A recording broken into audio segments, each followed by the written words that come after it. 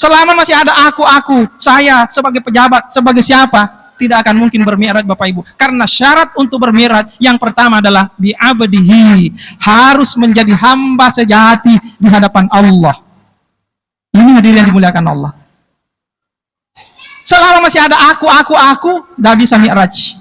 Makanya Nabi dibuka jabatannya sebagai Nabi. Bahkan identitasnya sebagai Muhammad pun juga dibuka, bahwa yang bermi'raj bukanlah Muhammad, yang bermi'raj bukanlah Nabi, tapi yang bermi'raj di situ adalah bi'abdihi, hamba Allah. Ini hadirin yang dimuliakan Allah. Itu syaratnya pertama. Ya, jangan ada ego di situ. Coba kalau kita mau salat, ya loka khusyuk matu masem pajang. Ternyata tidak bisa. Kenapa? Karena masih egota yang ada. Coba pasrahkan sepenuhnya kepada Allah. Ya. Dalam wilayah kepasrahan inilah sehingga menimbulkan hilangnya ego-ego kita. Tidak ada apa-apanya saya ini ya Allah, tidak ada kekuatanku yang membuat aku mampu mengangkat tangan, yang membuat aku bisa berdiri, yang membuat aku bisa berbicara. Itu sesungguhnya adalah Engkau ya Allah. Jadi la haula wala quwata illa billah. Ini yang pertama hadirin yang dimuliakan Allah.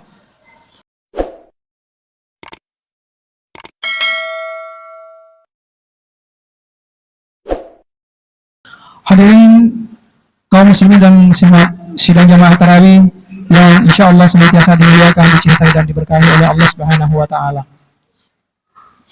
Setidaknya di dalam Al-Quran ada 4 fungsi daripada sholat itu terhadap umat Islam atau orang Islam itu sendiri. Dalam hadis juga ada 1. Jadi kalau kita mau melihat bahwa fungsi sholat itu sesungguhnya ada 5, 4 di dalam Al-Quran, 1 di dalam hadis. Hadirin yang dimuliakan Allah Subhanahu wa Ta'ala. Fungsi dari salat itu yang pertama adalah lizikrillah. Aqimis sholata lizikri. Dalam surat Taha ayat 14 Allah berfirman, ketahuilah bahwa salat itu adalah untuk mengingatku. Itu yang pertama. Yang kedua, yakni menenangkan jiwa. Ya. Yang ketiga, yakni tanha 'anil fahsya'i wal munkar, mencegah kita dari perbuatan yang keji dan mungkar. Sementara yang keempat adalah menghapus dosa-dosa kita. Ya. Dan yang kelima, seperti di dalam hadis disebutkan, untuk kesuksesan di akhirat. Dalam hal ini jalan untuk masuk ke dalam syurganya Allah Subhanahu wa Ta'ala. Apa yang akan kita bahas pada malam ini Bapak Ibu hadirin yang dimuliakan Allah? Tidak mungkin kita bisa bahas ya semuanya yang kelima ini. Paling tidak Bapak Ibu, kita lihat tadi bahwa fungsi daripada sholat itu pertama adalah mengingat Allah. Ya. Yang kedua adalah menenangkan jiwa. Pertanyaannya sekarang, ya, karena mengingat Allah, bukan sholatnya yang menenangkan jiwa, tapi dari mengingat Allah itulah yang akan menenangkan jiwa. Ala bizikrillahi tatmainnul qulub. Ya, fungsi sholat mengingat Allah, akan tetapi dengan mengingat Allah itu yang menghantarkan kita untuk menenangkan jiwa kita. Pertanyaannya sekarang, tenangkah jiwa kita semuanya? Jangan-jangan di dalam sholat juga kita tidak, ya, jiwa kita tidak tenang. Kenapa? Iya. Kita selalu gelisah dikarenakan dengan apa hadirin yang dimuliakan Allah? Apa yang membuat kita gelisah dalam sholat? Banyak orang mungkin hanya dengan bacaan Pak Imam itu yang panjang, dia sudah gelisah. Berarti ternyata sholat itu tidak mampu menghantarkan dia untuk menenangkan jiwanya. Di luar daripada sholat kita, apakah jiwa kita juga sudah tenang? Sementara fungsi sholat ini adalah menenangkan jiwa. Yang kedua, yang ketiga, tanha 'anil fahsya'i wal munkar, mencegah dari perbuatan yang keji dan mungkar. Sehingga hasil daripada sholat itu, orang sudah tidak marah-marah lagi, orang sudah tidak gosip lagi, sudah tidak sumpek lagi hatinya, sudah tidak lagi menceritakan kejelekan orang lain, sudah tidak memfitnah lagi. Nah, sekarang pertanyaannya, apakah betul sampai hari ini sudah berapa tahun kita sholat, sudahkah kita terhindar dari perbuatan yang keji dan mungkar itu? Sudahkah kita tidak menceritakan aib orang? Sudahkah kita bahwa dengan mulut kita sampai rahasianya orang tersebar? Ini hadirin yang dimuliakan Allah. Seorang yang jiwanya tenang tidak pernah mengurusi urusannya orang lain. Seorang yang jiwanya tenang itu bahagia. Kapanpun itu dalam zona tidak tenang, tidak senang pun sesungguhnya dia masih tetap tenang dan senang, hadirin yang dimuliakan Allah. Tetap bahagia. Nah, kalau tidak berarti ada yang salah dalam sholat kita. Jangan-jangan kita hanya mengerjakan sholat, tidak mendirikan sholat.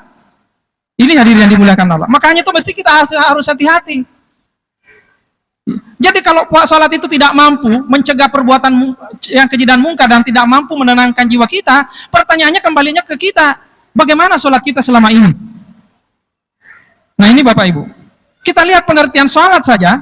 Apa arti sholat? Itu seakar kata dengan salawat, seakar kata dengan usul, wasilah, wassalah, ya, wasail, mausul. Apa arti semua itu? Sesungguhnya sholat itu adalah keterhubungan antara hamba dan Allah. Keterhubungan, koneksi antara hamba dengan Tuhannya. Sholat itu adalah ketersambungan antara seorang hamba dengan Tuhannya. Bukan hanya pada saat sholat, di luar daripada sholat itu juga akan tetap tersambung. Sehingga dengan ketersambungan itulah akan melahirkan tajalli atau manifestasi sifat-sifat Allah yang ada pada dirinya sebagai Tuhan yang Maha Rahman, Maha Pengasih, Maha Penyayang, Maha Pengampun, Maha Pemberi, Maha Lembut, dan lain-lain sebagainya. Adakah kita memiliki sifat-sifat seperti itu, Bapak Ibu yang dimuliakan Allah? Kalau tidak, pertanyaannya, berarti bagaimana dengan sholat kita? Ini hadirin yang dimuliakan Allah. Adakah sholat kita itu betul-betul kita dirikan sholat? Dalam hadis Rasulullah SAW bersabda, Inna sholat as-sholatu mi'rajul mu'minin. Sholat itu adalah mi'rajnya orang mukmin. Makanya ketika seseorang belajar tentang bagaimana memperbaiki sholat, ingat peristiwa Rasulullah SAW pada saat beliau dimi'rajkan, ketika beliau menerima perintah salat lima waktu itu. Apa yang terjadi pada saat itu? Nabi diperjalankan. Iya. Makanya ketika kita ingin sholat, mau mi'raj dalam sholat, mesti harus memiliki syarat-syarat untuk bermi'raj. Apa syaratnya untuk bermi'raj dalam sholat? Seperti yang dilakukan oleh yang dialami oleh Nabi SAW. Syaratnya itu yang pertama adalah, mesti harus menjadi bi'abdihi. Di situ disebutkan subhanalladzi asra bi'abdihi. Nah, jadi kalau bicara soal salat Bapak Ibu, bukan kita sesungguhnya yang terlibat dalam hal itu. Bukan otak kita, pikiran kita yang terlibat. Ketika Nabi dimi'rajkan, diperjalankan, beliau tidak berjalan tapi diperjalankan. Beliau tidak menjadi subjek, beliau hanya menjadi objek dari perbuatan Allah Subhanahu wa taala. Makanya itu kalau kita salat, kita yang mau salat, ego kita masih ada. Itu belum bisa salat di situ, belum bisa mi'raj di situ. Selama masih ada aku, saya sebagai pejabat, sebagai siapa, tidak akan mungkin bermi'raj Bapak Ibu. Karena syarat untuk bermi'raj yang pertama adalah bi'abdihi, harus menjadi hamba sejati di hadapan Allah. Ini hadirin yang dimuliakan Allah. Selama masih ada aku, tidak bisa mi'raj. Makanya Nabi dibuka jabatannya sebagai Nabi. Bahkan identitasnya sebagai Muhammad pun juga dibuka, bahwa yang bermi'raj bukanlah Muhammad, yang bermi'raj bukanlah Nabi, tapi yang bermi'raj di situ adalah bi'abdihi, hamba Allah. Ini hadirin yang dimuliakan Allah. Itu syaratnya yang pertama. Ya, jangan ada ego di situ. Coba kalau kita mau salat, loka khusyuk matu masem pajang. Ternyata tidak bisa. Kenapa? Karena masih egota yang ada. Coba pasrahkan sepenuhnya kepada Allah. Ya, dalam wilayah kepasrahan inilah sehingga menimbulkan hilangnya ego-ego kita. Tidak ada apa-apanya saya ini Allah. Tidak ada kekuatanku. Yang membuat aku mampu mengangkat tangan, yang membuat aku bisa berdiri, yang membuat aku bisa berbicara, itu sesungguhnya adalah Engkau ya Allah. Jadilah haula wala quwata illa billah. Ini yang pertama hadirin yang dimuliakan Allah. Yang kedua, lailan, ciptakan suasana al-lail. Apa itu al-lail? Ya, al-lail itu kalau dalam kamus lisanul Arab itu disebutkan, itu bisa berarti kecintaan, kerinduan, kehangatan, kesyahduan, ketenangan, kedamaian. Maka seseorang yang mau bermi'raj itu mesti harus menciptakan suasana seperti itu. Selama masih ada dendam, masih ada marah, masih ada sumpek, masih ada rasa nafsu yang mendikte kita, itu tidak mungkin kita bermi'raj. Yang bisa membuat kita mi'raj itu ada suasana-suasana damai di situ, suasana tenang di situ. Makanya al-lail itu sesungguhnya adalah bahasa simbolis yang dalam pengertian kita selama ini yang disebut al-lail itu ketika malam sudah gelap, sudah tenggelam matahari, suasana dalam keadaan sesungguhnya hanya bahasa simbolis. Di siang hari manakala seorang hamba mampu menciptakan suasana ketenangan, kesyahduan, ketika sudah tidak ada lagi orang di rumahnya, tinggal dia sendiri, semuanya pada berangkat ke kantor, ambil air wudhu setelah mandi, masuk ke dalam kamar, tenang di situ, salat di situ, karena di situ ada suasana al-lail Bapak Ibu. Jadi kalau ada orang masih suka marah-marah, masih dendam, berarti sholatnya dipertanyakan. Ini hadirin yang dimuliakan Allah. Yang ketiga, ya, syarat untuk bermi'raj adalah minal masjidil haram ilal masjidil aqsa. Apa itu masjid? Masjid itu adalah tempat sujud. Ya, apa arti sujud? Ingat Bapak Ibu, sujud beda dengan sajad. Kalau sajad, kepala diletakkan di muka diletakkan di atas tempat sujud, lalu kemudian ketika isi kepala itu kemana-mana, ke pasar, THR, ya baju baru dan lain-lain sebagainya, itu tidak sujud namanya, baru sajad. Ya, yang sujud itu ketika dia mampu lebur sifat-sifat dirinya terhadap sifat-sifat Allah. Sudah tidak ada lagi kekuatannya di situ Bapak Ibu. Seperti yang kita sebutkan dari awal tadi. Tidak ada kekuatannya. Ketika ego-ego dan sifat-sifat kedirian kita itu sudah tidak ada, maka yang hadir pada saat itu adalah Allah Subhanahu wa taala. Coba lihat, ada hadisnya kan? Ketika Nabi bersabda, ya, aqrabu ma yakunul 'abdu min rabbih wa huwa sajidun. Bahwa seorang hamba akan dekat dengan Tuhannya manakala dia dalam keadaan sujud. Wa huwa sajidun, dalam keadaan sujud. Ingat, apa yang disebut dengan sajidun? Sajidun itu bukan hanya pada saat dia sujud. Yang disebut sajid di luar sholat dia juga sujud. Dia tidur dia sujud. Dia makan dia juga sujud. Dia bekerja dia juga sujud. Itu yang disebut dengan sajidun. Kalau dia hanya sujud dalam sholat, itu tidak sujud, namanya hanya yasjudu dalam bahasa Arab. Yasjudu itu fi'il mudhari, pekerjaan yang sedang berlangsung. Tapi sajidun selama-lamanya dia sujud. Maka 24 jam itu sesungguhnya dipakai untuk sujud. Inilah yang disebut dengan sempajat tepetuh.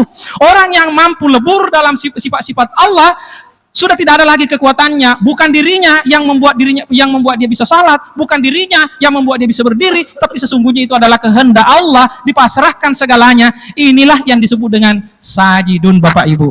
Dan orang yang mampu melakukan ini, inilah nanti yang akan berpengaruh dalam kehidupannya. Allazi barakna haulahu, akan berberkah hidupnya, berkah rezekinya, berkah jabatannya, berkah anak-anaknya, berkah keluarganya, berkah teman kantornya, berkah orang-orang yang di sekitarnya. Allazi barakna haulahu. Dan kehidupan seperti inilah ya yang disebut orang tua dulu kita, tuo temas sisi lalu. Jadi orang sisi lalu tadinya baca-baca. Tapi yang disebut dengan masih lalu kemelekatan seorang hamba dengan Tuhannya. Pada saat sudah melekat senantiasa bersama dengan Allah, maka insya Allah akan pasti ada keberkahannya. Tapi kita yang dianggap berkah itu ketika rezekinya banyak, uangnya banyak, mobilnya bagus. Ketika berdoa kepada Allah yang diminta apa? Jabatan, rezeki, kesehatan, jodoh, PNS dan lain-lain sebagainya. Padahal hanya seberapa sih di situ Bapak Ibu? Kenapa bukan si pemiliknya yang kita minta? Ya Allah, yang aku minta bukan apamu, bukan rezekimu, bukan jabatan, bukan kesehatan. Cukup hanya Engkau ya Allah yang aku minta. Pernahkah kita berdoa seperti itu Bapak Ibu? Pernahkah kita meminta bahwa yang kita harapkan adalah Dia? Yang selama ini kita harapkan apa? Hanya dunia. Dan itu yang membuat kita ya selalu didikte oleh keinginan. Ketika keinginan tidak tercapai, maka marah kita, benci kita. Tapi manakala kita sudah bisa berdamai dengan keinginan yang tak tertunaikan, itulah sesungguhnya hidup yang tenang Bapak Ibu. Semoga bermanfaat. Wassalamualaikum warahmatullahi wabarakatuh.